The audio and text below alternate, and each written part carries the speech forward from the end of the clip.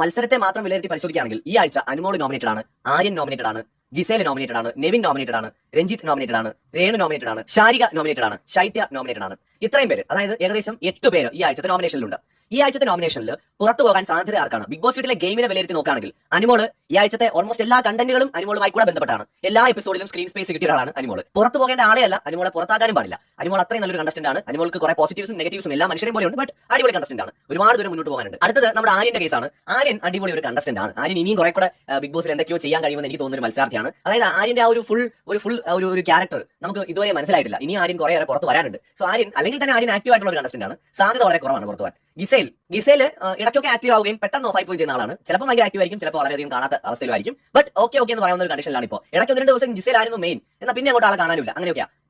നെവിന് big boss വീട്ടിൽ ഒരുപാട് ചെയ്യാനുണ്ട്. ഈ സീസണിൽ ഒരുപാട് ഗെയിം കളിക്കാൻ പറ്റുന്ന ഒരു കണ്ടസ്റ്റന്റ് ആണ് നെവിൻ. ഓൾറെഡി വീക്കെൻഡ് എപ്പിസോഡിൽ പോലും അത്യാവശ്യം നല്ല സ്ക്രീൻ സ്പേസ് കിട്ടിയ ആളാണ് നെവിൻ. പുറത്തു പോകാൻ ചാൻസ് ഒന്നുമില്ല. അടുത്തത് നമ്മുടെ ശാരികയാണ്. ശാരികയുടെ ഒരു ബോൾഡ് ആയിട്ടുള്ള ഒരു ലുക്കേ നമ്മൾ ഇതുവരെ കണ്ടിട്ടുള്ളൂ. ഒരു ഇമോഷണൽ സൈഡ് എല്ലാ മനുഷ്യർക്കും വന്നതുപോലെ ശാരികയ്ക്കുമുണ്ട്. അതൊന്നും പുറത്തു വന്നിട്ടില്ല. മാത്രമല്ല അത്യാവശ്യം ആക്റ്റീവ് ആയിട്ടുള്ള ഒരു കണ്ടസ്റ്റന്റ് കൂടിയാണ്. പുറത്തു പോകാൻ ചാൻസ് ഇല്ലാന്ന് ഞാൻ പറഞ്ഞില്ല, കുറവാണ്.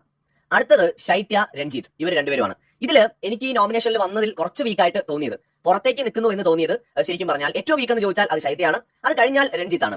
രഞ്ജിത്ത് പക്ഷേ ബിഗ് ബോസിനകത്ത് ഇനിയും എന്തെങ്കിലുമൊക്കെ ചെയ്യാൻ പറ്റുമായിരുന്ന ഒരു വ്യക്തിയാണ്. അദ്ദേഹത്തിന്റെ ചില ചെറിയ കാര്യങ്ങളെ നമ്മൾ കണ്ടിട്ടുള്ളൂ. അദ്ദേഹത്തിന് ഏത് ലെവൽ വരെ ഗെയിം കളിക്കാൻ പറ്റും എന്നുള്ളത് സത്യത്തിൽ കാണാൻ കഴിഞ്ഞിട്ടില്ല. ഇവരിൽ ഒരാൾ പോകാൻ തന്നെയാണ് കൂടുതൽ സാധ്യത, ശൈത്യ അല്ലെങ്കിൽ നമ്മുടെ രഞ്ജിത്ത്. കാരണം